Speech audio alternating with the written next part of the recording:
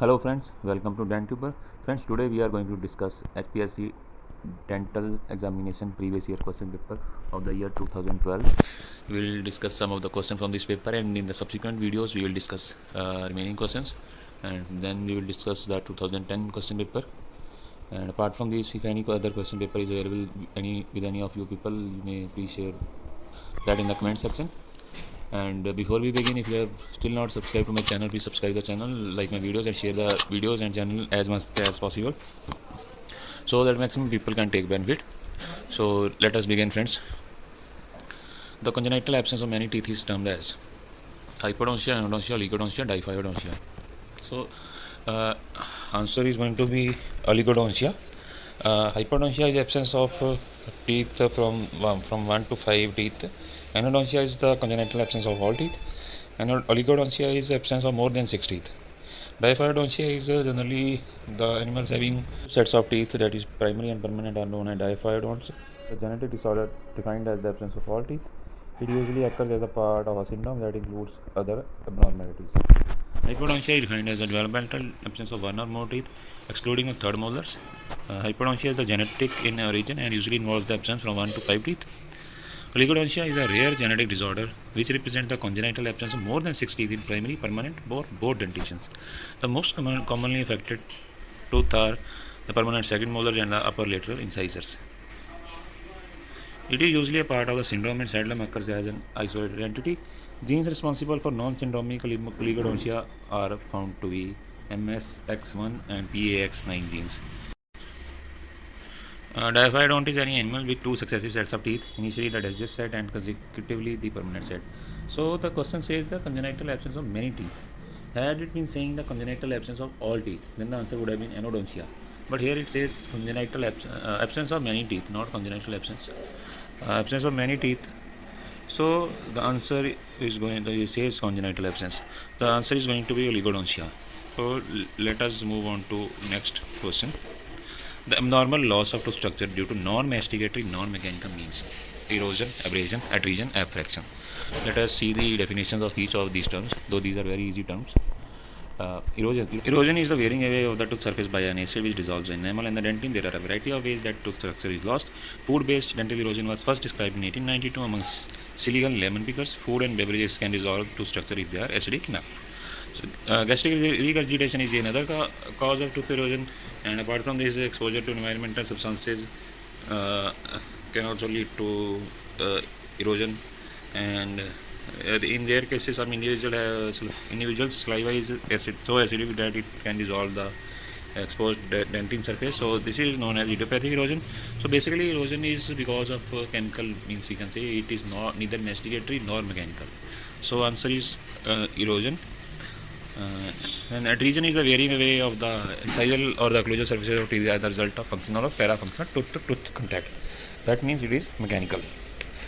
So this is not the answer. Regular adhesion is slow tooth wear associated with chewing, and that is a normal process. Sleep disorders like bruxism can cause more significant tooth wear. Porcelain crowns can also wear down natural teeth. Dental abrasion is the tooth wear originating from friction or mechanical forces from a foreign object, and it predominantly impacts premolars and canines.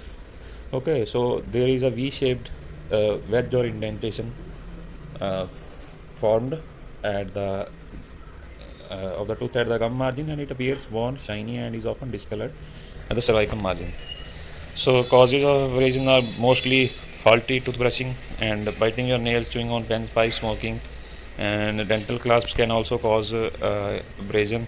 Then abrasing toothpaste or dentifrices are there, and using a very hard or stiff toothbrush.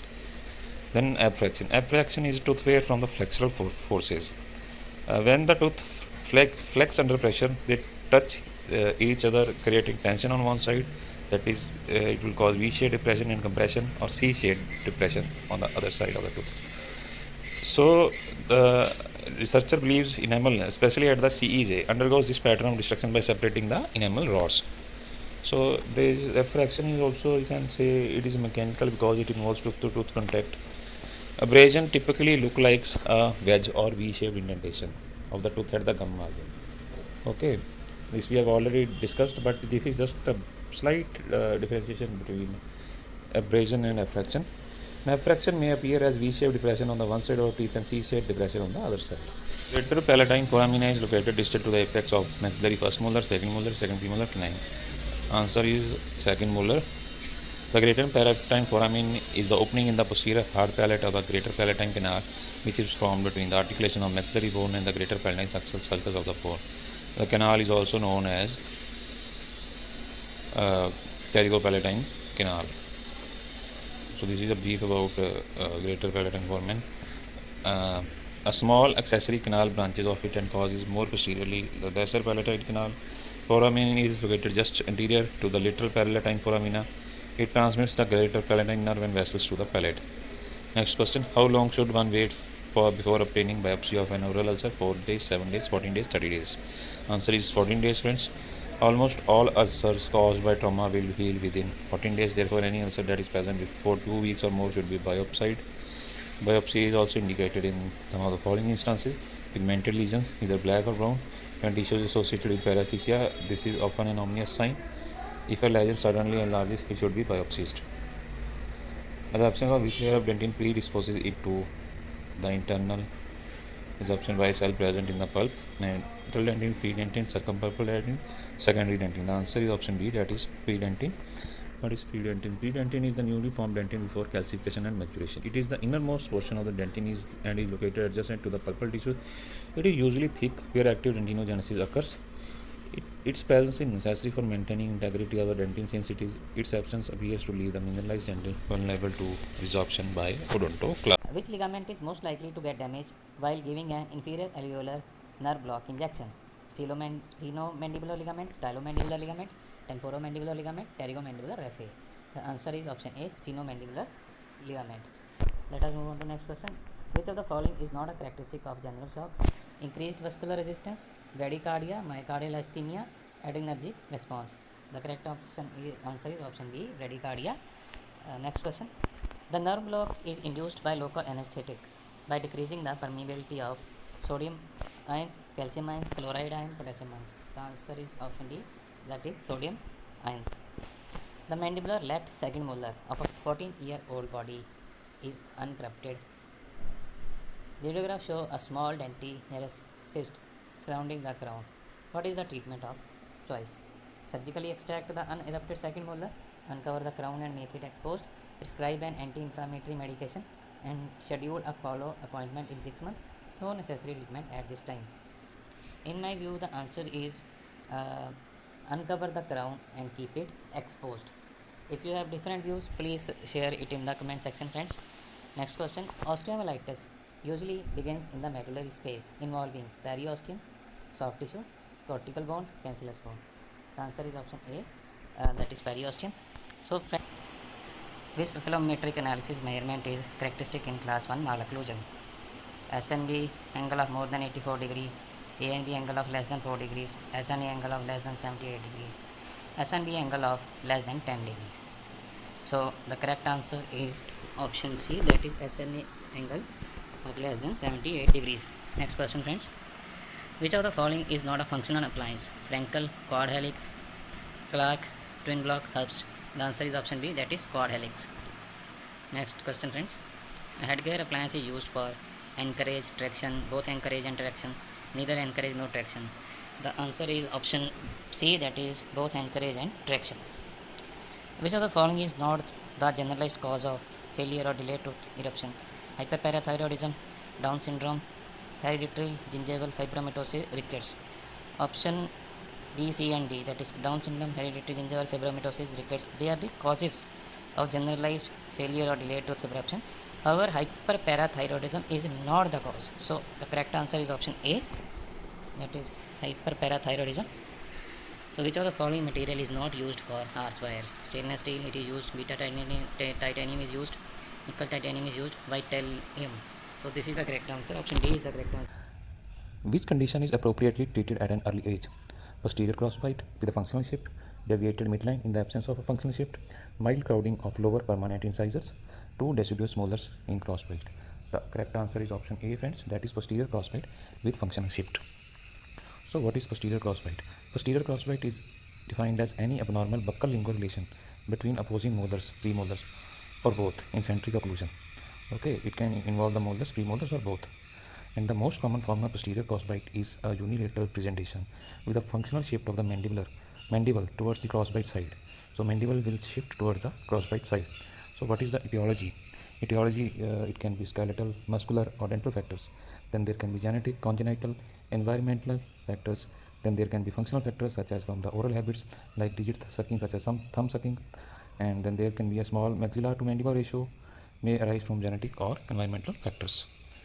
Then another cause is upper airway obstruction in the form of hypertrophied adenoids or tonsils, and allergic rhinitis can result in mouth breathing. Okay, so mouth breathing, and this would have also been the kids who have been intubated during infancy. All these factors are correlated with the development of posterior crossbite. So what is mandibular shift? Uh, when there is an insufficient maxillary arch width, okay, that will result in a posterior crossbite, that is unilateral, and which is also associated with lateral mandibular displacement. This is known as mandibular displacement or mandibular shift. So this is unilateral crossbite with a functional shift. A unilateral posterior crossbite usually presents with a mandibular midline discrepancy. Posterior crossbites that result from the functional shift of the mandible should be treated as soon as clinically feasible after they are found. So they should be treated at an early age. Such a shift in the posture of mandible from its first contact in a centric posture to maximum intercuspation may result in a number of sequelae in both hard and soft tissues. So there can be changes in TMJ articulation, development of skeletal asymmetries may be there, modification of soft tissue growth may be there, atresion of primary and secondary teeth can also occur. So what is the treatment? This is just a general gist of the treatment. The treatment plan can vary as per the orthodontist or general practitioner.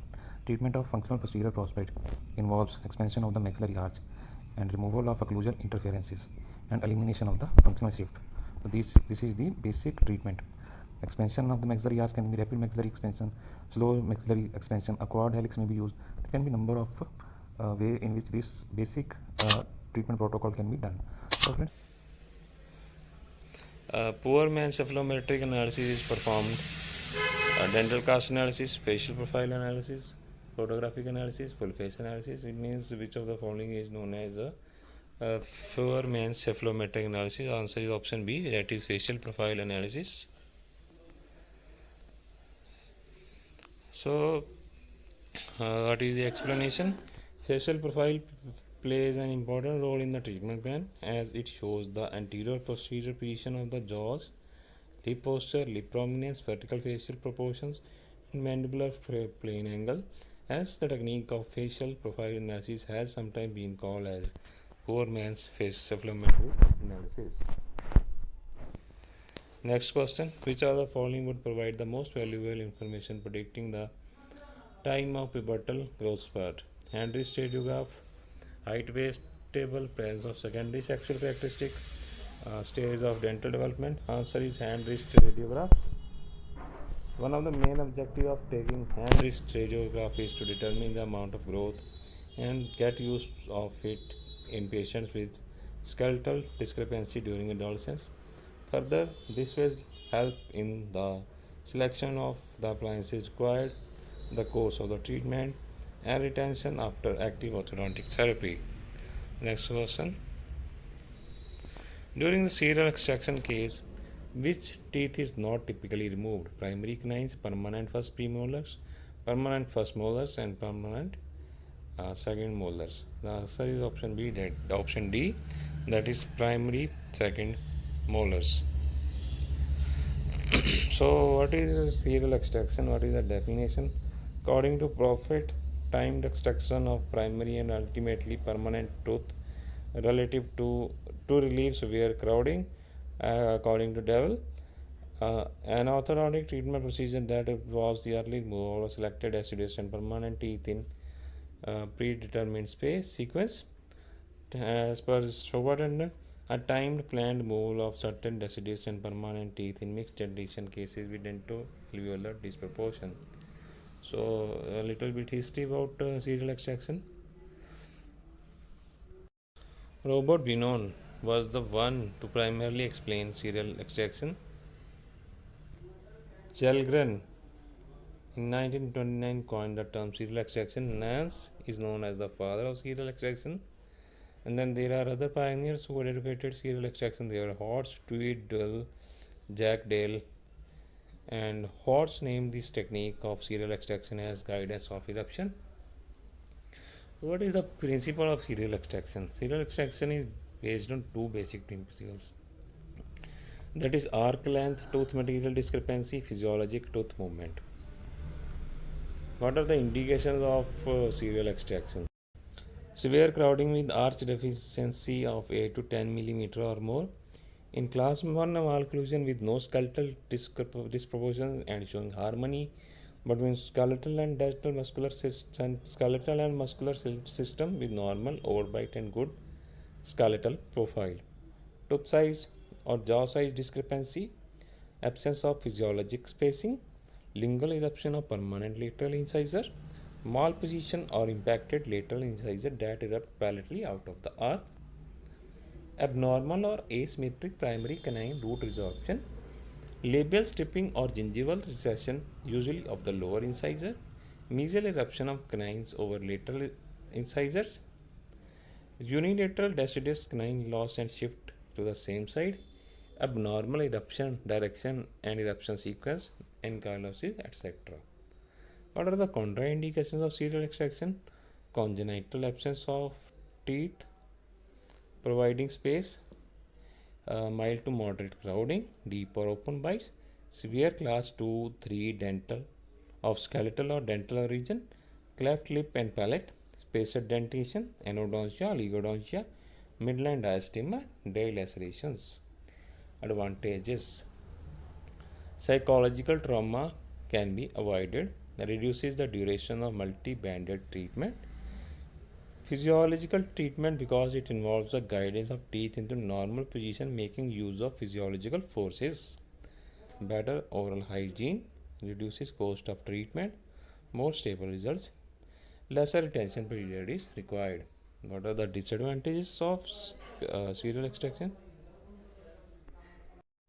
Long-term procedure that requires thorough knowledge of growth, development, eruption sequence and calcification of permanent teeth. For long treatment time with multiple visits, 2 to 3 years. Patient cooperation is very important. Possibility of developing tongue thrust, tendency to increase overbite, that is deepening of the bite. Residual spaces can remain between the canine and second premolar, subjecting the child to multiple progressive extraction visits.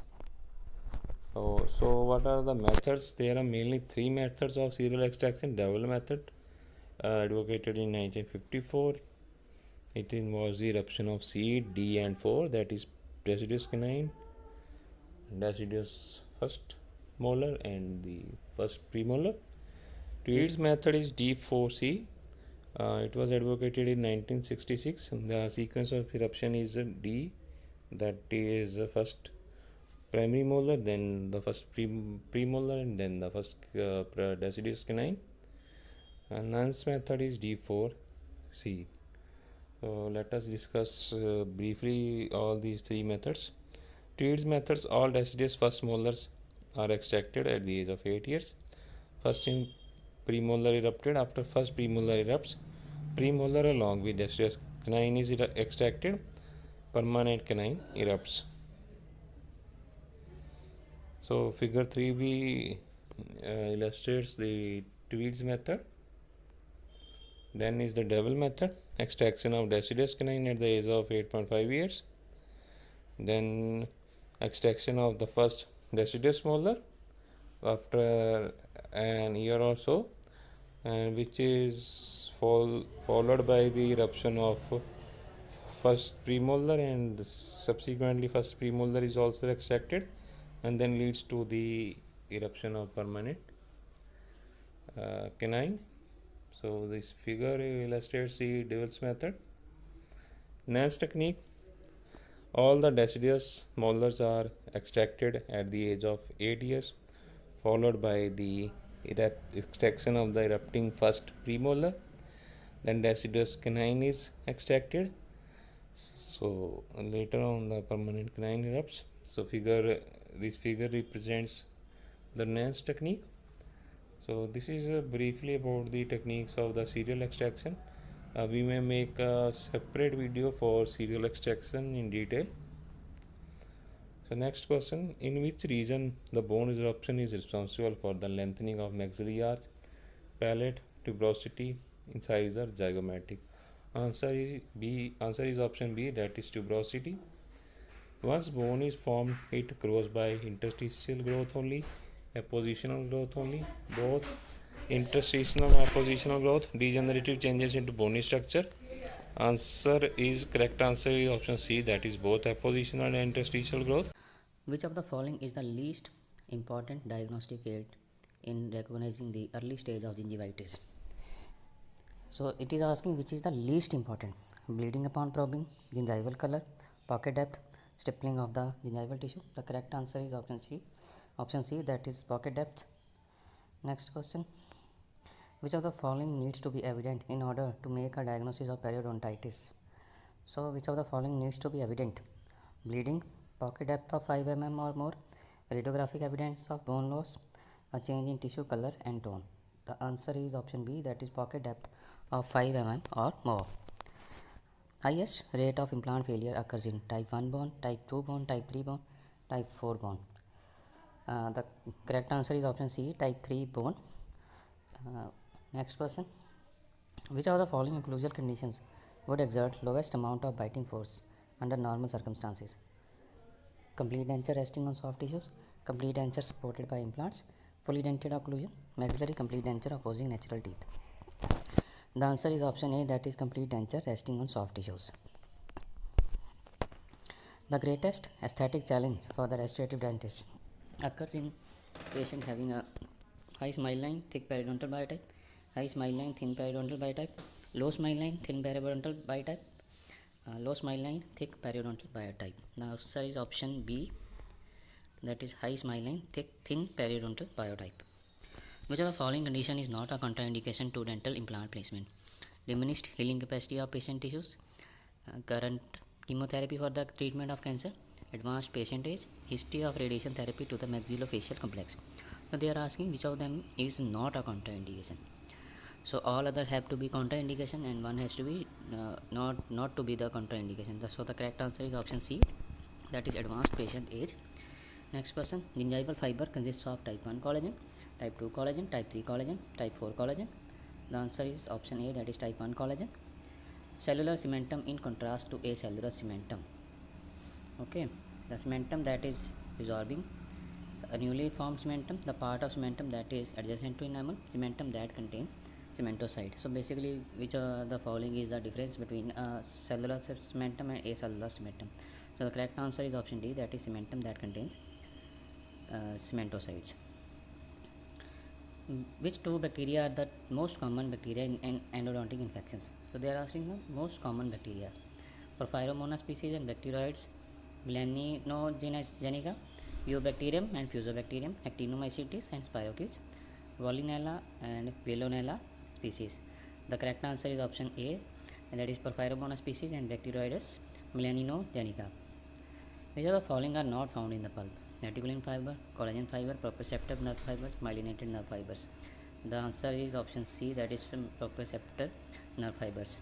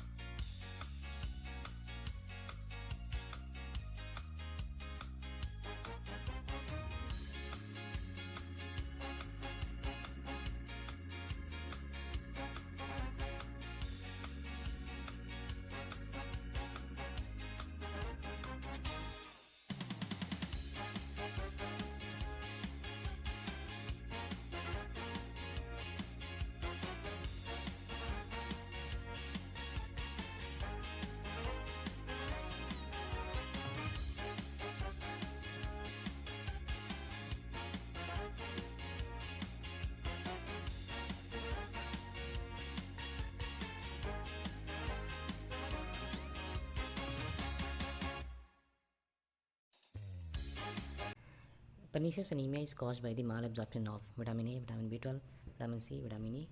Correct answer is option B, that is vitamin B12. And as we all know, anemia is a medical condition in which the blood is low in normal red blood cells, and pernicious anemia is mainly vitamin B12 deficiency anemia, and it is caused by an autoimmune process and which leads to the non-formation of intrinsic factor, and which is required for the absorption of dietary B12 in the small intestine. And details you can go through Schaeffer classification is also there of types of anemia.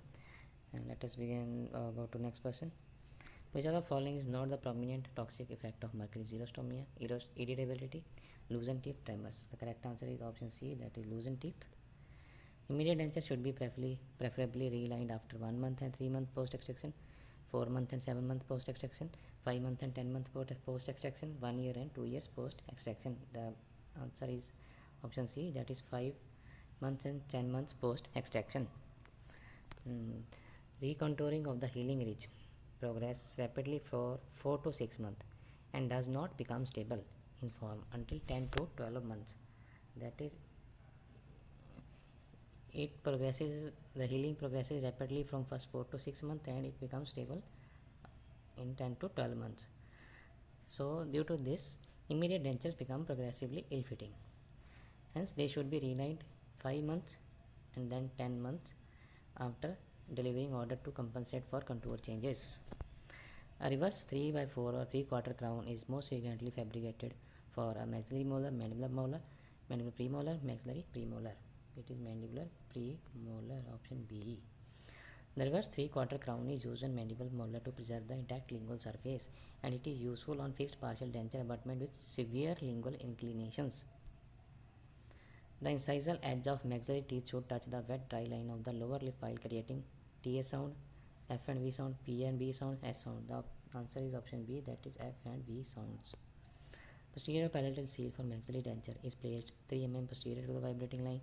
Is not necessary when fabricating a complete denture on a patient with flat palate. Is not necessary if a metal base is used. Vary in outline and depth according to palatal form of the patient. Answer is option A, that is placed posterior 3 mm posterior to the vibrating line. Posterior palatal seal area is defined as the soft tissue area at or beyond the junction of hard and soft palate, on which pressure within physiological limits can be applied by a removable complete denture to aid in its retention. The retention of the maxillary denture is affected by the extent and design of the posterior palatal seal.